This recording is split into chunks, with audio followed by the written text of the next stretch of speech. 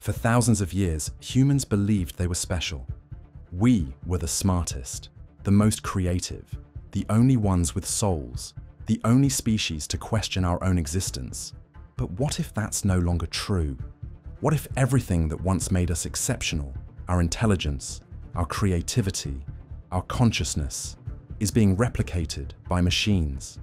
And if that's the case, what are we now?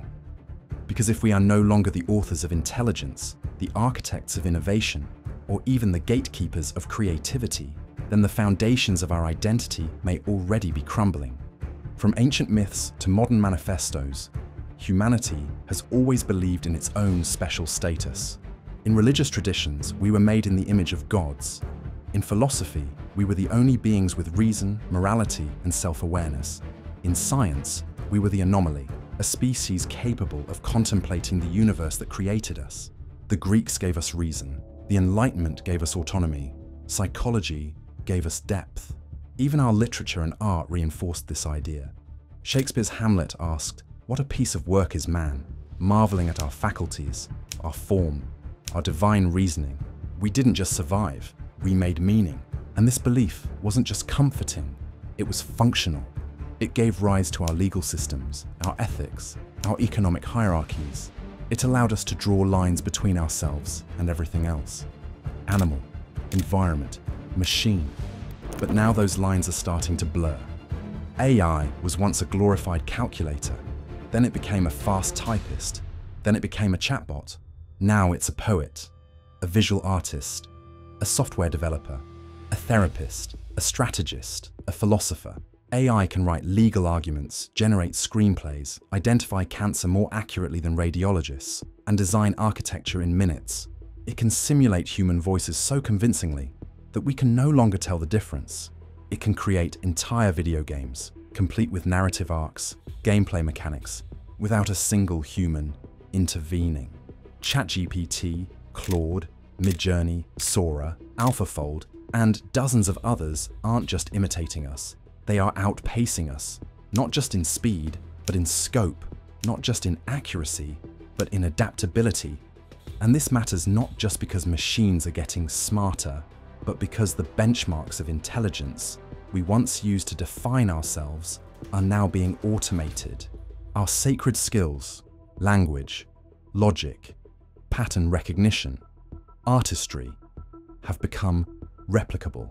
So if machines can do what once defined our humanity, what remains uniquely human? When Copernicus discovered that the Earth revolved around the Sun, not the other way around, it shattered the worldview of his time. Humanity was no longer the center of the cosmos. Now, AI is delivering a similar blow, not to our physical location in the universe, but to our psychological center. We were once the arbiters of thought, the masters of progress. Now, we're building minds that think faster than we do, solve problems we can't, and generate ideas we never conceived.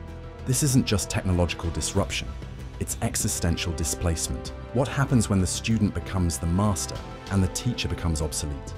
We are no longer the center of intelligence, and that hurts because our self-worth has long been intertwined with our abilities. When AI writes a better novel, diagnoses an illness earlier, creates a more effective political strategy, something in us recoils. Not because we hate the output, but because it makes us question our role in the equation. What are we for, if not to think, to imagine, to build? For decades, we reassured ourselves with comforting distinctions. AI can't be truly creative. It just remixes data. AI doesn't understand meaning. It's just statistical patterns. It doesn't feel.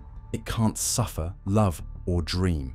But let's be honest, we don't reward human creativity because it comes from suffering. We reward it because it produces value, connection, beauty. And now machines can produce those things too. So what does it matter whether a sonnet was written out of heartbreak or out of code? When we read, when we watch, when we listen, what moves us is not the origin, but the effect.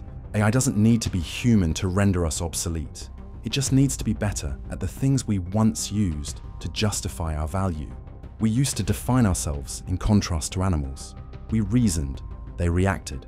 Then we defined ourselves in contrast to machines. We imagined, they computed, but now the machines are imagining.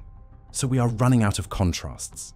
If we're no longer the smartest minds on the planet, what's left? Maybe it's not about dominance. Maybe it never was. What if the next stage of humanity isn't about what we do, but what we are? AI doesn't feel awe at a sunset. It doesn't long for connection. It doesn't make meaning out of loss. It doesn't find joy in a child's laugh or grief in a parent's death. These aren't metrics. They aren't skills. They're experiences. And maybe that's what we need to remember. Being human isn't just about performance. It's about presence. It's about the irrational, the emotional, the contradictory. It's about dancing even when there's no one watching, crying over art you don't understand, believing in things you can't prove. AI can simulate human output, but it cannot simulate human being, because to be human is not a task to optimize. It's a condition to live. If AI forces us to let go of our illusions of superiority, maybe that's a gift. Maybe this is our invitation to grow up. We can stop defining ourselves by what we can produce and start defining ourselves by how we relate to each other, to the world, even to the machines we've built. We can cultivate wisdom instead of just knowledge, compassion instead of competition, curiosity instead of control. We can embrace a future where AI is not a threat to our humanity, but a mirror reflecting it back at us, stripped of ego, laid bare in its vulnerability. A future where being human isn't about being the best, it's about being real. So, if intelligence is no longer ours alone, then what makes you you? And are you ready to live from that answer instead of run from it?